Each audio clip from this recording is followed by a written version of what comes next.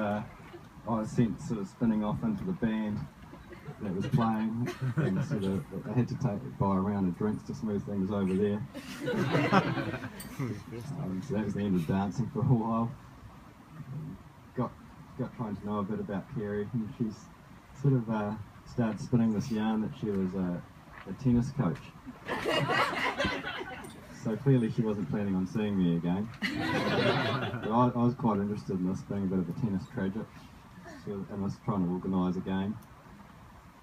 So the night progressed, we went to another bar, and I've done my best to convince her to come back, but that wasn't happening. So it's good on you, Kerri. You hide it by yourself, so it's always good.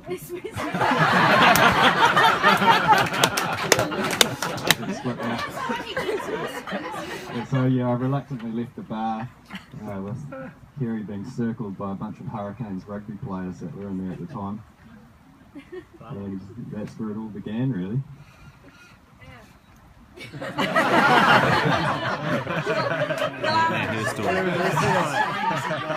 is Kerri's We went on our first date. Tom actually picked me up. I don't know the make of the car, but it was a really big, shiny car. Yeah, it was Tom's dad's car, but I didn't know that at the time, so I was reasonably impressed. Oh, no, it's your car. Anyway, he brought me to... can everyone hear me? Yeah. No, I think it's on.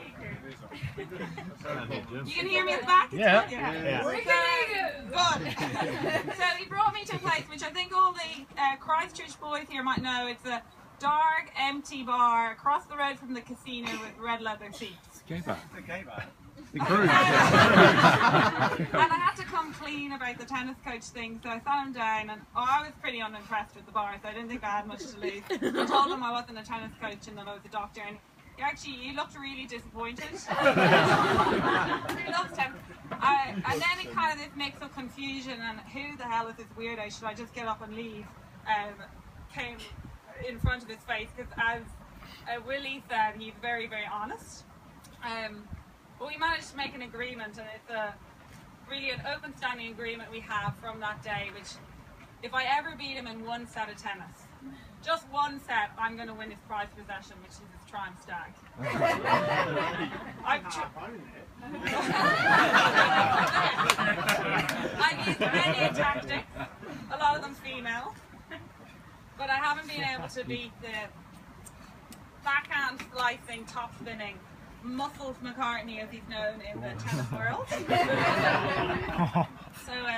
yeah, I need a few more tennis lessons. But we spent the next 3 months getting to know each other, how bad I really was at tennis. And I suppose New Zealand, and it was Tom who introduced me to the Maori culture by bringing me to the Taitapu Hotel, the local white pub in Taita. And fed me the mana burger. Mana for the Irish people here is the Maori for spirit. And then I went off travelling for a year. But Tom came to meet me all of a sudden in the Philippines. And it's been alluded to here, he's not a great fan of water, but he came to learn to kite surf. And the annoying thing was he learned to kite surf bloody fast. Like first afternoon he was up on the board. But I think that's for the fear of falling into the water. And then 6 months later he came and visited me in Argentina, and he had a broken leg at the time. But his orthopedic surgeon said, you know, Tom, just forget the leg and go for your heart, because you're meeting a doctor over there, so really what's the worst that can happen?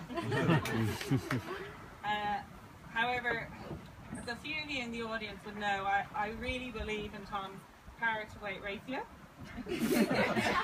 And so I was keen to push to the limits what he could do on his crutches. Every hotel, like Argentina is an old-fashioned place, every hotel, 4th floor, windy stairs, no lift. We went tango dancing, so I needed a pair of tango shoes. And Tom came around all of Buenos Aires with me to look for tango shoes. Now, my feet, I'm size 41, 42. Which is larger than the average Argentinian male foot size. So finding a pair of tango shoes is a bit of a mission, and on crutches. Well, I knew he was committed, well, at least to keeping me happy anyway, so I think that's a good start to things. And we moved on from from there to trying out some bike riding wine tour in Mendoza, which was all well and good in the car park of the bike hire place, but windy roads, and a bottle of wine later, I turned around and saw Tom upside down, crutches out the backpack, wheels rolling. And so we completed the wine tour by car with an Argentinian driving. I'm not sure which really was more dangerous, but it was good fun anyway. Thanks, Kerri. See everyone nodding with agreement when you brought up the power to weight ratio out there. So this is a quick yarn about where I realised Kerri was serious about me. You might have even sort of had feelings for me. It was a trip down to Wanaka one years, and I just met Kerri, so it was sort of organised with the boys, and Kerri was a late addition to the trip. So I had said that you just might have to bear with some of the characters on this. One's the left there, and Calvin,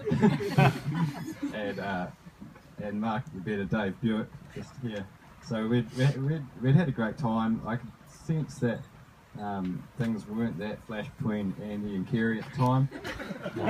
Mostly because the whole way down there, Andy sort of been talking about his girlfriends in Jakarta, and trying to see how high he could get the fuel consumption up on the Holden that he'd rented, the V8 Holden, the whole way down.